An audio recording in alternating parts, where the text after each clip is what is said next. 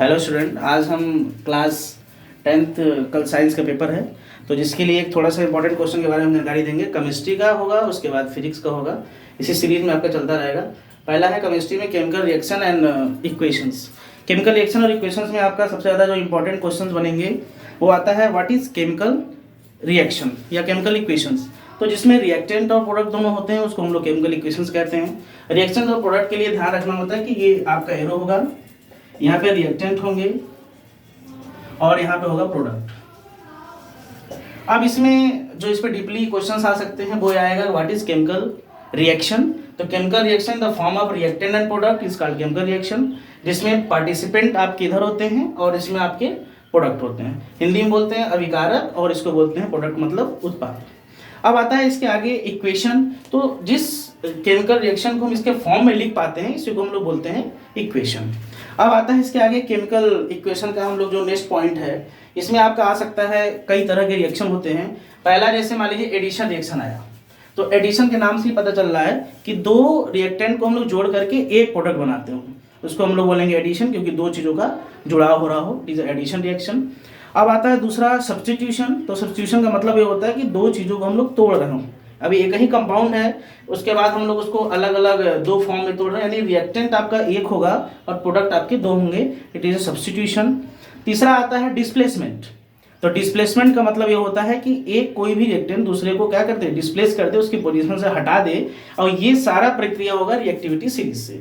तो chemical reactivity series आप लोग अगर ना याद किए हो तो 100% केमिकल रिएक्टिविटी सीरीज याद कर लीजिएगा, क्योंकि केमिकल रिएक्टिविटी सीरीज से आपको 5 से 7 क्वेश्चन मिल जाएंगे। कोई भी इक्वेशन होगा केमिकल रिएक्टिविटी सीरीज वहाँ अप्लाई होगा 10th लेवल पे। उसके बाद हम लोग आगे आएंगे, इसमें जो क्वेश्चन और बन पा रहे हैं वो मेनली बनेंगे टाइप्स ऑफ केमिकल रिएक्शन। तो टाइप्स ऑफ केमिकल रिएक्शंस में चारों मैंने बता दिया है, उसमें से 2 केमिकल रिएक्शन 100% आने तय हैं, आप लोग इसको पढ़ के जाइएगा।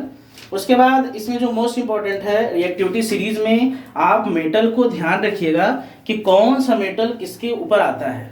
तो जो सबसे टॉप पे मेटल आते हैं वो मोस्ट रिएक्टिव होते हैं, और उसके नीचे जाओगे तो रिएक्टिविटी के पावर हमेशा क्या करते हैं, घटते जाते हैं। यानी अप टू डाउन रिएक्टिविटी की जो पावर कैपेसिटी होती है वो घटती है, यानी टॉप वाली मोर रिएक्टिव होगा अपने नीचे वाले से। तो ये ध्यान रखना, केमिकल रिएक्शन में ये आपको सीरीज जब तक नहीं पता रहेगा तब तक हम लोग जो है केमिकल रिएक्शन का इक्वेशन नहीं लिख सकते। तो जैसे मान लीजिए क्वेश्चन में आ गया कोई भी कि कॉपर और जिंक आ गया, तो कॉपर और जिंक में जो सबसे मोर रिएक्टिव होगा वो अपने नीचे वाले को क्या करेगा, डिस्प्लेस कर देगा।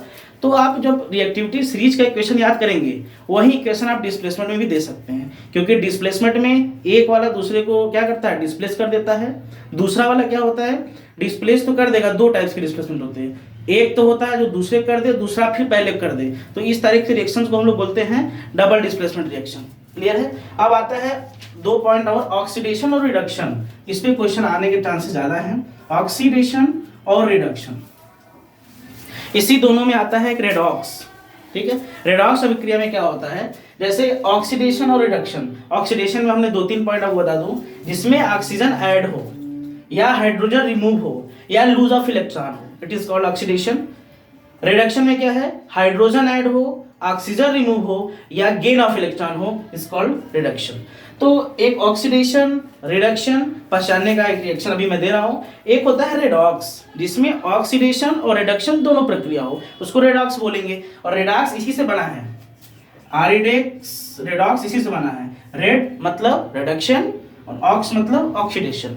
तो रेडॉक्स रिएक्शन हमेशा रिडक्शन और ऑक्सीडेशन जिसमें दोनों फिनोमेना हो रही हो उसको हम लोग बोलते हैं रेडॉक्स रिएक्शन। एक मैं भी आपको इक्वेशन दे रहा हूं जिसमें आपको ये पहचानने के लिए आ सकता है कि कौन सा ऑक्सीडेशन होगा कौन सा रिडक्शन। जैसे आपका CuO है, कॉपर ऑक्साइड, CuO प्लस इसमें हम लोग रिएक्शन करा दिया H2 का, तो आपका क्या बन सकता है, आपका वाटर बन सकता है और यहाँ पे Cu रिलीज हो जाएगा।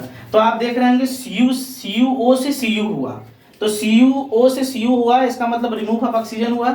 अभी मैंने बताया रिमूव ऑफ ऑक्सीजन, इसका मतलब रिडक्शन, क्योंकि ऑक्सीजन यहां से यहां तक रिमूव हो गया, तो ये आपका आ जाएगा रिडक्शन के अंदर। यहाँ पे क्या हुआ, हाइड्रोजन में ऑक्सीजन जुड़ गया, यानी ऑक्सीजन जुड़ा, ये आपका आ जाएगा ऑक्सीडेशन।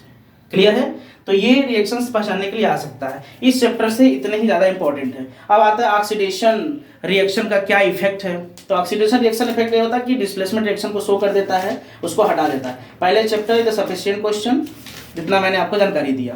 अब आते हैं हम लोग दूसरे चैप्टर पे। मैं दूसरे चैप्टर की जानकारी के लिए बता दूं कि जब भी कोई भी क्वेश्चंस आप लिखिएगा तो वो क्वेश्चंस हमेशा बैलेंस लिखिएगा। अगर अच्छे नंबर्स प्राप्त करने हैं तो पहले आप ये पता करेंगे क्या क्या बन रहा है। बन जाने के बाद ये आपको पता होना चाहिए कि रिएक्शन हमारा बैलेंस है कि नहीं। रिएक्शन बैलेंस होगा, जैसे यहाँ पे हमने दिया तो कॉपर कितने हैं आपके रिएक्टेंट में, एक। प्रोडक्ट में कितने कॉपर हैं, एक।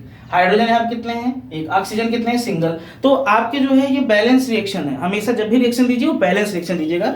बैलेंस पे 4 नंबर के क्वेश्चन आएंगे, आपको 4 रिएक्शन दिए होंगे, एक एक नंबर के या आधा आधा नंबर के, 2 नंबर के अगर आए तो उसमें आपको खाली बैलेंस करना होगा। बैलेंस करने में आपको बस बेसिकली ये ध्यान रखना है कि जितने भी रिएक्टेंट में एलिमेंट पार्टिसिपेट किए हैं उतने ही आपके प्रोडक्ट में एलिमेंट पार्टिसिपेट होने चाहिए। नहीं है तो आप मल्टीप्लाई करेंगे 2 से, 1 से, 3 से, जिसकी नीड होगी। तो ये बैलेंस रिएक्शन आपको 100% आ जाइए। अब आता है chapter second, acid base salt. Acid में आप लोग जानते हैं कि एसिड जो टेस्ट में सोर हो, बेस आपका बिटर। अब आता है सॉल्ट में, सॉल्ट जो एसिड बेस का एक कॉम्बिनेशन हो। तो एसिड बेस सॉल्ट में जो क्वेश्चन ज़्यादा बन सकता है वो बन सकता है आपका क्या नाम है, आपका स्ट्रॉन्ग एसिड और वीक एसिड। तो स्ट्रॉन्ग एसिड में आपको पता ही है जिसके H+ कंसंट्रेशन ज़्यादा हो वो स्ट्रॉन्ग एसिड में आता है, लाइक आपका HCl, HNO3। तो एग्जाम्पल में आपको पता होना चाहिए कि स्ट्रॉन्ग एसिड के एग्जाम्पल क्या है, जरूर याद करके जाइएगा। वीक एसिड के एग्जाम्पल आपको पता है CH3 एसिटिक एसिड, ये सब वीक एसिड के एग्जाम्पल हैं। तो जिसके हाइड्रोजन आयन कंसंट्रेशन ज्यादा रिमूव होने के चांसेस हो उसको हम बोलते हैं strong acid.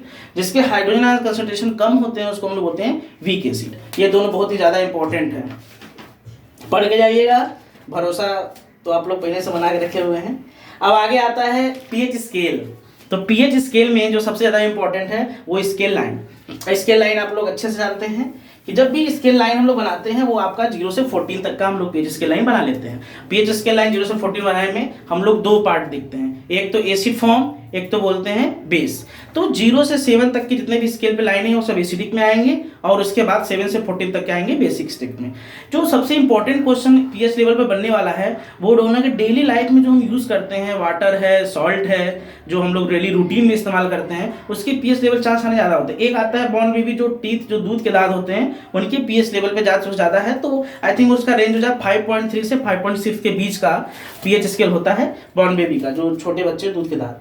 Strength of acid base का जो स्ट्रेंथ होता है वो आपको सब लोग को पता है कि जब हम H2O तोड़ते हैं, वाटर तोड़ते हैं, तो H+ और OH- में टूटता है, यानी हाइड्रोजन कंसंट्रेशन और OH- दोनों को मिलाने पे क्या बनता है, वाटर। यानी ये आयनिक कंपाउंड है, टूट रहा है।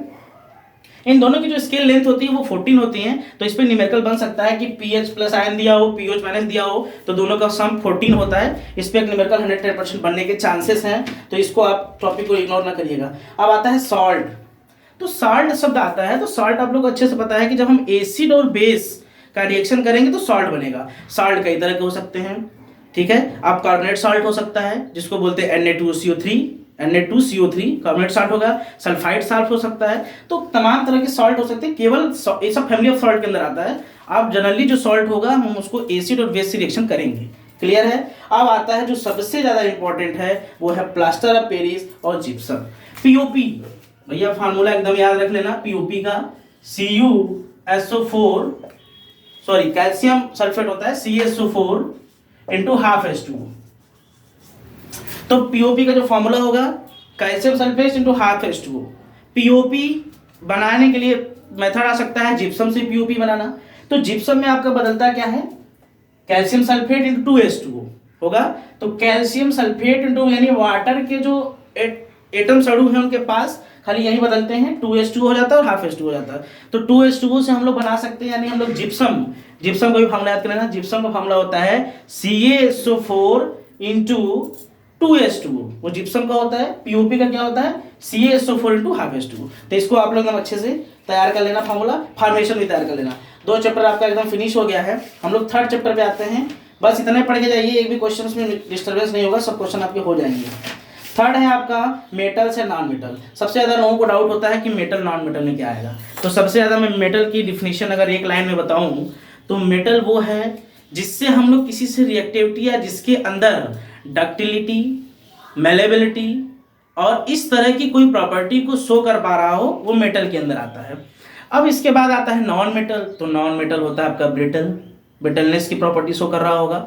नॉन लस्ट्रस होगा, लस्ट्रस होगा चमकीला, जिसकी मेटल मेटल के अंदर शो करता है। जैसे हम लोग कह सकते हैं कि शाइनिंग, शाइनिंग शब्द आता है कि shining show on the metal and non metal. तो to be on the working on metal to be shining से मतलब जो देखने में चमकीला, चमक, लस्ट्रस हो, वो सब आपके मेटल के अंदर आते हैं। ठीक है, एग्जाम्पल में मैंने बता दिया, या प्रॉपर्टी शो आप लिख दीजिएगा। तो मेटल नॉन मेटल में बस इतना ही है। रिएक्शन विथ मेटल वाटर बोला जाता है कि अगर किसी भी मेटल का वाटर सिलेक्शन क्या होगा, तो क्या होगा, किसी भी मेटल का वाटर सिलेक्शन आप करोगे तो जनरली मैं बता दूं, जैसे सोडियम को हमने ले लिया, सोडियम को जब हम वाटर सिलेक्शन करा देंगे तो क्या बन जाएगा, देखिए sodium plus H2O water selection कराएंगे तो क्या बनेगा बेटा, NaOH बन जाएगा। कौन सी गैस रिलीज होगी, हाइड्रोजन गैस रिलीज होगी। ये गैस का सिंबल है, गैस रिलीज होगा।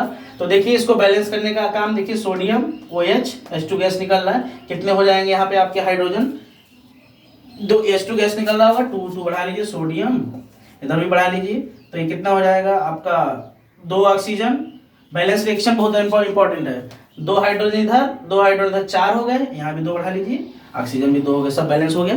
तो बैलेंस रिएक्शन आपको आना चाहिए और हर एक रिएक्शन बैलेंस लिखिएगा। मैं ये एग्जांपल उसका दिया हूँ, किसी भी मेटल का जल से रिएक्शन करोगे तो कौन सी गैस रिलीज होगी, हाइड्रोजन गैस रिलीज होगी, ये ध्यान रखना।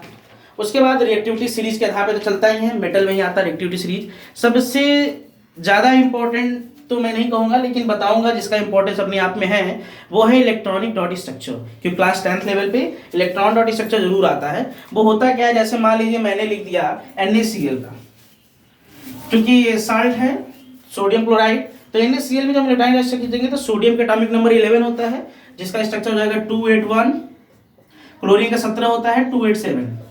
तो हम जब इसका खींचेंगे स्ट्रक्चर तो हम देखेंगे सोडियम पे एक चार्ज बच रहा होगा, 1 इलेक्ट्रॉन, और क्लोरीन पे खींचेंगे तो क्लोरीन के लास्ट ऑर्बिट में कितने इलेक्ट्रॉन हैं, 7 हैं।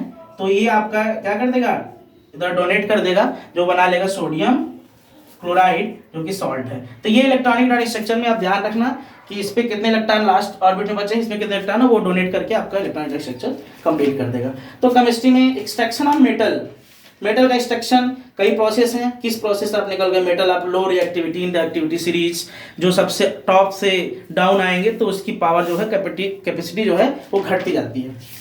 अब आता है बेटा आगे हम लोग करेंगे रिफाइनिंग ऑफ मेटल। मेटल की रिफाइनिंग करने की जो सबसे ज़्यादा इंपॉर्टेंट प्रोसेस है वो इलेक्ट्रोलाइटिक रिफाइनिंग मेथड, जिसमें हम लोग क्या करते हैं, CuSO4 का सोल्यूशन लेते हैं, एक इम्प्योर मेटल को रॉड को और एक प्योर मेटल रॉड को हम लोग जोड़ते हैं, जिसके ट्रांसफर हो जाते हैं Cu2+ जो कॉपर के चार्ज होते हैं वो आपके प्योरिटी के इम्प्योर के फॉर्म पे चिपक जाते हैं और वो पूरा रॉड प्योर हो जाता है। और जितने इस प्रोसेस में मड होता है, सब मड कहाँ जाता है, नीचे आ जाता है, वो जम जाता है किसी कंटेनर के अंदर।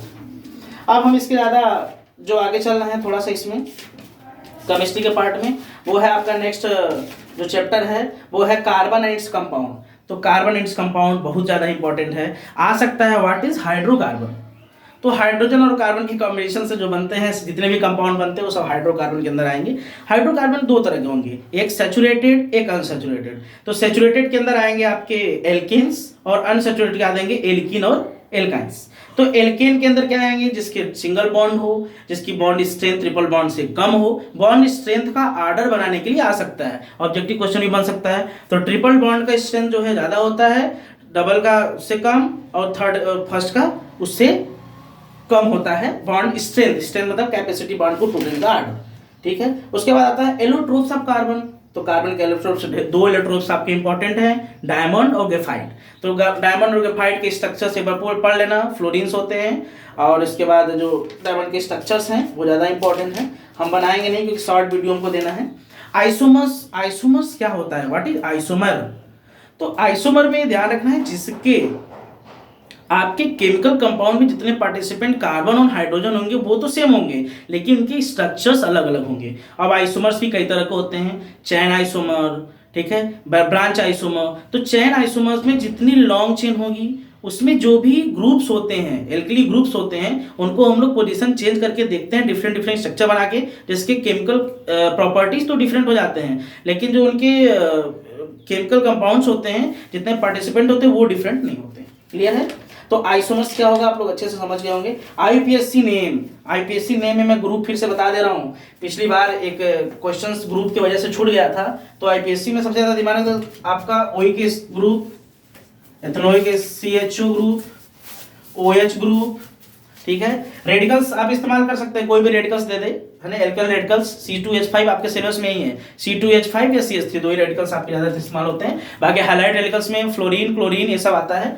OH हो गया, एक ईथर ग्रुप का भी आने के चांसेस पर ज्यादा है क्योंकि आ गया, जिसको हम लोग ऑक्सी भी ग्रुप के नाम से जाने जाते हैं।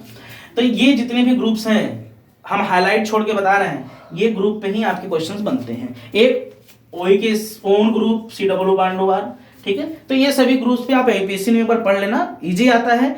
विशेष ध्यान देना होता है कि चेन में काउंटिंग किधर से होगी और लॉन्ग चेन को हम लोग प्रायोरिटी देते हैं, क्लियर है। तो ये बेस्ट है, सभी ग्रुपों को देख लेना एक बार। उसके बाद हम लोग आते हैं बेटा केमिस्ट्री का, तो पार्ट लगभग हमने क्लियर कर दिया है, आईपीएससी लास्ट पॉइंट में था। उसके बाद जो है हम लोग आएंगे फिजिक्स में। तो फिजिक्स में हम लोग सबसे ज्यादा जो इंपॉर्टेंट है, केमिस्ट्री में एक चैप्टर है पीरियोडिक टेबल, तो उसमें एक डायगोनली रिलेशनशिप देख लीजिएगा, न्यूलैंड ऑक्टेंट रूल देख लीजिएगा, ये बड़ा इंपॉर्टेंट है। इसमें थ्योरी में क्वेश्चन आप लोग बना नहीं पाते हैं, थोड़ा थ्योरेटिकल है, इसको डीपली पढ़िएगा, कितने पीरियड कितने किसने सर्च किया, फिर पीरियोडिकली, तो ये सब बातें अपना एक बार चेक कर लेना। उसके बाद हम लोग आएंगे आपका बेटा फिजिक्स में। फिजिक्स में पहला जो चैप्टर है वो है रिफ्लेक्शन ऑफ लाइट। तो रिफ्लेक्शन ऑफ लाइट में हम लोग ये बात ध्यान रखते हैं कि रिफ्लेक्शन ऑफ लाइट में जो लाइट बाउंस बैक हो, कहाँ से, किसी मिरर से होगा।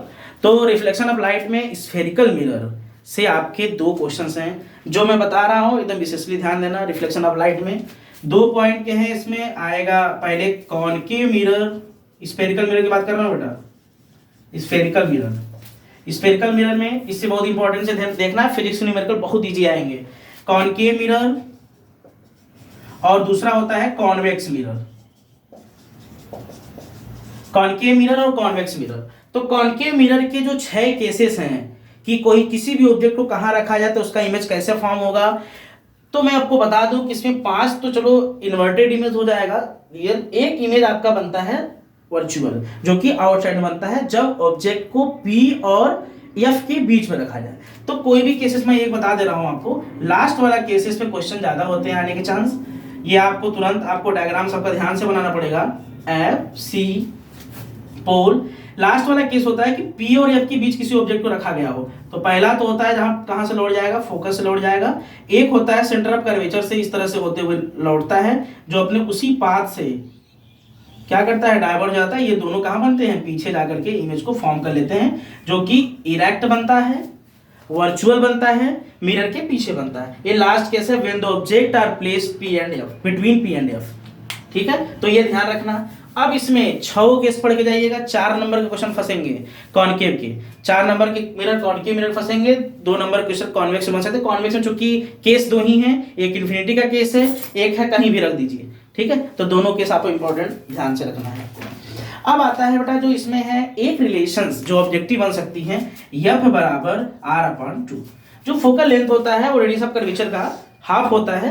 तो इस पे एक 110% न्यूमेरिकल या ऑब्जेक्टिव क्वेश्चन बन के ही आएगा, इसको आप लिखित नोट कर लीजिए। उसके बाद आता है बेटा कॉन्वेक्स और कॉनकेव मिरर का पूरा कॉम्प्लिकेशन हो चुका है, मिरर में हम ज्यादा नहीं करेंगे। अब आता है मिरर फार्मूले पे न्यूमेरिकल। तो सबसे ज्यादा जो आपको डाउट होता है वो साइन कन्वेंशन का होता है, तो वो मेरे से अभी तुरंत सीख लीजिए। साइन कन्वेंशन के लिए मैं आपको बता दूं कि इसी मेरे चैनल पे ही वीडियो पड़ा हुआ है साइन कन्वेंशन का। अगर डीपली देखना होगा साइन कन्वेंशन तो आप पीछे वाली वीडियो में देख लीजिएगा। रिफ्लेक्शन और रिफ्लेक्शन ऑफ लाइट पे पूरा डीपली चैप्टर का सॉल्यूशन है, न्यूमेरिकल भी उसमें है। तो इसमें जो मिरर फार्मूला होगा 1/f बराबर 1/v प्लस 1/u, इस पे आप लोग बेटा न्यूमेरिकल प्रैक्टिस कर लीजिएगा। साइन कन्वेंशन के लिए इसी मेरे ही चैनल पे पीछे वीडियो पड़े हुए रिफ्लेक्शन और रिफ्लेक्शन ऑफ लाइट दोनों का डीपली स्टडी, तो इस पे हम ज़्यादा आपको फोकस नहीं करेंगे। हाँ, इसमें फार्मूला जो बनेगा एक तो ये है, एक मिरर आपका मैग्निफिकेशन का फार्मूला m बराबर I/O माइनस v/u। इसमें क्या होगा, I इमेज ऑफ हाइट देता है, मतलब height of image upon height of object, distance of image upon ये आपका ऑब्जेक्ट लेंथ, यानी image length upon object length, और ये आपका आता है height of image upon height of object. अगर इस तरह के रेशियो है तो ये होता है magnification. Magnification then show on the what types of image are form to be increase या डबल हाफ, इस तरह के केसेस क्लियर होते हैं। अब आते हैं बेटा रिफ्रैक्शन ऑफ लाइट। तो रिफ्रैक्शन ऑफ लाइट में स्नेल्स लॉ बड़ा इंपॉर्टेंट है, जो स्नेल्स लॉ ही रिफ्रैक्शन ऑफ लाइट में आता है। एक तो आता है रिफ्रैक्शन में कि जब लाइट हम किसी एक माध्यम से यानी रेयर टू डेंसर या डेंसर टू रेयर जाते हैं तो वो अपने पाथ से डाइवर्ट हो जाता है, पहला पॉइंट तो ये है। दूसरा है इसमें जो क्वेश्चन आते हैं वो रिफ्रैक्टिव इंडेक्स क्या सकते हैं। तो ये क्वेश्चन एकदम बहुत ज़्यादा इंपॉर्टेंट है, अगर आप लोग भूल रहे होंगे तो रिफ्रैक्टिव इंडेक्स, मेरा रिवाइंड करने का मैटर बस केवल एक है कि अगर चीजें भूल रहे हो तो उसको पढ़ लीजिएगा। कहीं रिफ्रैक्टिव इंडेक्स एन से डिनोट करते हैं, कहीं म्यू से डिनोट करते हैं, वो आपका होता है सी अपॉन बेटा वी। सी क्या होता है, speed of light in air vacuum, आपको पहले था 3 × 10⁸ होता है। वी किसी मीडियम का है तो हम लोग mu refractive index c upon v होता है, बस ये इतना आप ध्यान रखिएगा। इस पे कोई भी क्वेश्चन आ सकता है, जैसे मैं एग्जांपल के तौर बता रहा हूँ, ऑब्जेक्टिव क्वेश्चन डन है 1 नंबर का, उसमें ये आ सकता है कि refractive index of glass with respect to air. जैसे मैंने कहा कि refractive index of glass with respect to air दिया है, मान लीजिए 4/3, तो हमको refractive index of air with respect to glass बताइए। एकदम लिखिए था क्वेश्चन, ये कितना होगा। तो आपको कुछ नहीं करना होगा, जब हमने केवल मीडियम बदल दिया है, पहले हम लोग कहाँ चलते थे, ग्लास में गए एयर से, अब हम लोग एयर में जा रहे हैं ग्लास से, तो बस इसी को रिवर्स हो जाएगा। यानी फार्मूला होता है 1 refractive index of air with respect to glass 1/4/3, 3 ऊपर चला जाएगा, यानी 3/4 क्या आ जाएगा आपका आंसर। तो इस पे एक क्वेश्चन 100% बुक है। उसके बाद आता है बेटा लेंस के केसेस। तो लेंस के कॉन्वेक्स लेंस और कॉन्केव लेंस, 2 तरह के लेंस होते हैं। लेंस में power of lens, the most important questions, power of lens, the unit of power of lens is dioptre. आपका कॉन्वेक्स लेंस है तो प्लस का डी डायोप्टर आंसर होगा, प्लस में आएगा, और कॉन्केव लेंस है तो आपका नेगेटिव में आएगा डायोप्टर। अब आता है पावर ऑफ लेंस पे जो फॉर्मूला लगाएंगे वो क्या होगा। देखिए पावर ऑफ लेंस का जो फॉर्मूला होता है वो आपका फिक्स होता है, P = 1/f ब्रैकेट में मीटर में। कंफ्यूज होने की आवश्यकता नहीं है, पावर ऑफ लेंस की जो फॉर्मूला होगा 1/f इन मीटर में आएगा। और उसके बाद अगर सेंटीमीटर में करना है तो ऊपर 100 आप करिएगा, अगर मान लीजिए बदलना हुआ तो नीचे बदल दीजिएगा सेंटीमीटर, तो ये आ जाएगा सेंटीमीटर पावर ऑफ लेंस का। अब इसमें जो डीपली क्वेश्चंस बनेंगे पावर ऑफ लेंस में, वो ज़्यादा कुछ नहीं होता, उसमें चेक करने के लिए आता है कि कौन सा लेंस फॉर्म होगा।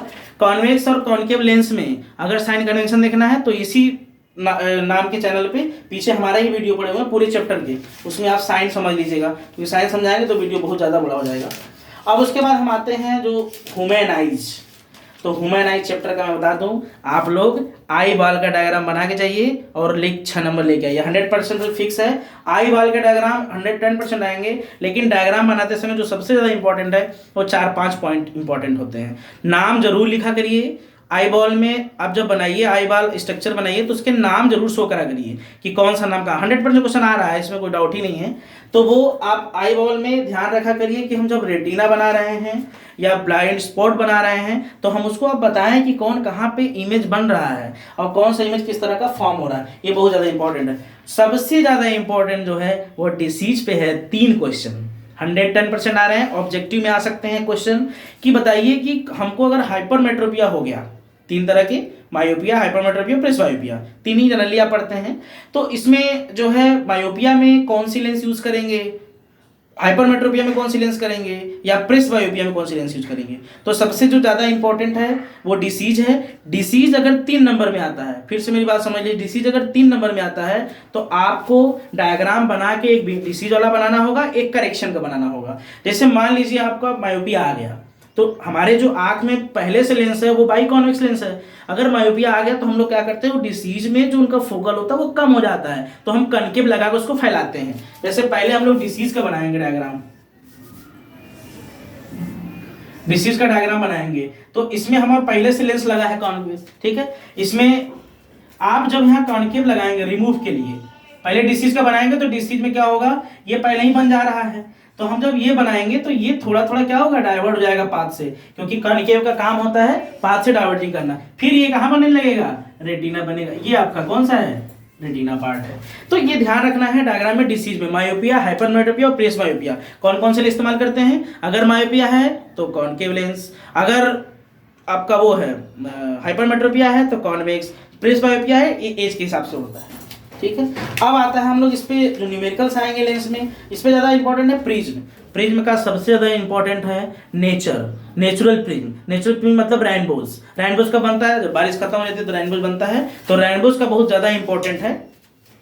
उसके बाद आते हैं प्रिज्म में। प्रिज्म का क्वेश्चन बहुत ज्यादा नहीं, स्कैटरिंग ऑफ लाइट पे क्वेश्चन 100% आता है कि जो स्काई स्टार्स जो दिखा देते हैं वो ब्लू क्यों देते हैं, व्हाइट क्यों दिखते हैं, तो इस तरह के कॉन्सेप्ट इसमें आप कर लेंगे। अब आता है बेटा जो इलेक्ट्रिसिटी चैप्टर। इलेक्ट्रिसिटी चैप्टर्स में सिंबल एक बार आप देख लेना कि सिंबल हम लोग कैसे बनाते हैं, जैसे रेजिस्टेंस का सिंबल, बैटरी का सिंबल, सेल का सिंबल आ सकता है, क्योंकि ऑब्जेक्टिव क्वेश्चन आने लगे हैं 20 नंबर के, स्लेट के क्वेश्चन आने लगे हैं, तो 20 नंबर के स्लेट क्वेश्चन में ये बनने के चांसेस हैं। अब इलेक्ट्रिसिटी में देखिए चार्ज की यूनिट ऑब्जेक्टिव क्वेश्चन बन सकता है, कूलाम होता है।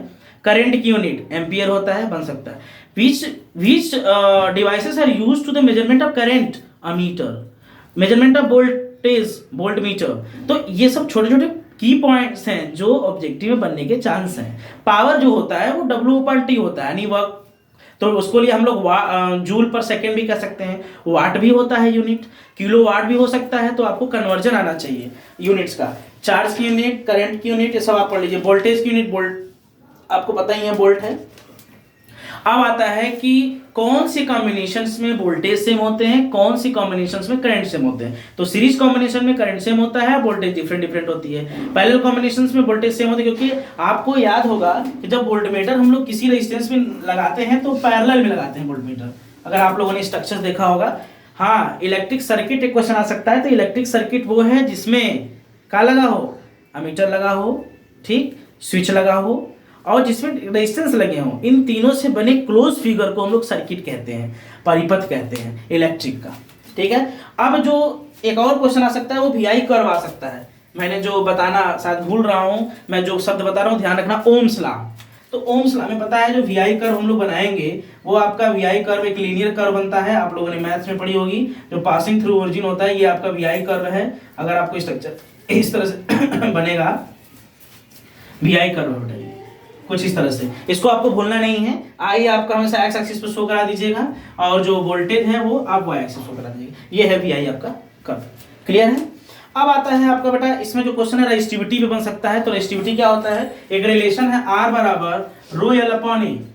तो इस पे क्वेश्चन बन सकता है कि रेजिस्टिविटी पूछ लेगी, जिसको बोलते हैं रो, लेंथ दिया होगा, क्रॉस सेक्शन दिया होगा और इस तरह दे। इस पे एक रिलेशन से क्वेश्चंस आते हैं, वो ये होते हैं R1/R2 = L1/L, ये हो सकता है। एरिया के लिए होगा तो A2/A1, क्योंकि आपको पता है कि जब हम लोग क्रॉस सेक्शन एरिया कम करेंगे तो लेंथ क्या होगा, बढ़ेगा, क्लियर है ना। ये इलेक्ट्रिसिटी चैप्टर्स में हो गया। अब इलेक्ट्रिसिटी सीरीज में आ सकता है एक सीरीज पैरेलल रेजिस्टेंस का क्वेश्चन। सीरीज पैरेलल रेजिस्टेंस के क्वेश्चंस में, सीरीज कॉम्बिनेशंस में क्वेश्चन आ सकते हैं। R बराबर फॉर्मूला होता है R1 + R2 + R3, और 1/, पैरेलल में 1/R बराबर 1/R1 + 1/R2 + 1/R3, ये चलता रहता है, ये सीरीज कंप्लीट नहीं होती है। ये कब होगा, जब सीरीज में ढेर सारे रेजिस्टेंस लगे होंगे, तब इस तरह से कॉम्बिनेशंस आते हैं। तो question series combination, parallel combination आप लोग पढ़ते रहे हैं, ज़्यादा इसमें कोई दिक्कत नहीं। अब सबसे ज़्यादा जो इंपॉर्टेंट है वो हीट का कॉन्सेप्ट है। हीट में पावर जो होता है, अगर करंट में देखा जाए, पावर ऑफ लेंस नहीं, power of current. Power of current P = VI formula होता है, VI हो गया, ठीक है, पावर। अब इससे हम लोग तीन फॉर्म में, कई फार्मूले हैं पावर के, तो पावर के जो फार्मूले होते हैं वो हीट के फार्मूले, ये दोनों में डिफरेंस है।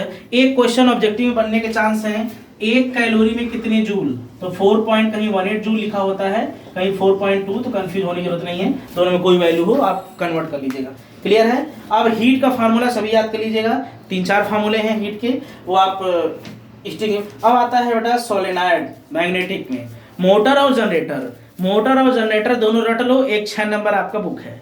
मोटर और जनरेटर में डायग्राम बनाना, 4-5 पॉइंट, आर्मेचर, कॉइल, ब्रश और बैटरी या सेल, ये 4 पॉइंट आप एकदम याद रखिएगा। आर्मेचर्स के रोटेशंस आप सही बना के आइएगा, क्योंकि आप लोग रोटेशन नहीं बनाते हैं, और सीरीज में भी नीचे जो कॉम्बिनेशंस होते हैं वो बदलते नहीं हैं, या तो पोलैरिटी चेंज करिए रोटेशन चेंज करने पे। आप लोग रोटेशन देखे होंगे डायग्राम में, ऊपर एक एक्सियल रोटेशन बना होता है, अगर आपने वो गलत बना दिया तो फिर आपका कोई मतलब नहीं, क्योंकि यहाँ पोलैरिटी चेंज नहीं होती है।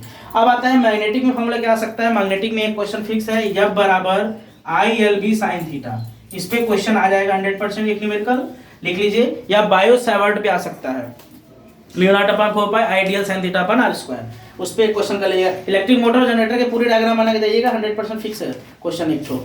अब आता है इलेक्ट्रिक जनरेटर मोटर के बारे में पूरा प्रिंसिपल। इलेक्ट्रिक मोटर और जनरेटर का प्रिंसिपल किस पे वर्क करता है, ये ज़्यादा इंपॉर्टेंट है। तो वर्किंग ऑन प्रिंसिपल अब याद रखिए, Fleming left hand rule, Fleming right hand rule, ये सब हम आपको एक बार गाइड करना है कि आप इसको पढ़ के ही जाइएगा, ये जरूर फंसेगा। उसके बाद बेटा हम लोग इसमें थर्मल एनर्जी रिसोर्सेज, उसके बारे में ज़्यादा चर्चा नहीं करेंगे क्योंकि आप लोग पढ़ेंगे होंगे। Conventional energy, non conventional energy, renewable, non renewable. जो कन्वेंशनल होता है वो नॉन रिन्यूएबल होता है, जो नॉन कन्वेंशनल होता है वो रिन्यूएबल होता है। वो एनर्जी सोर्स ऑफ लाइट आपने अच्छे से पढ़ा होगा, ढेर सारे सोर्स ऑफ एनर्जी। तो इसके साथ मैं आपको ढेर सारी शुभकामनाएं देता हूँ नेक्स्ट पेपर के लिए। Best of luck, thank you.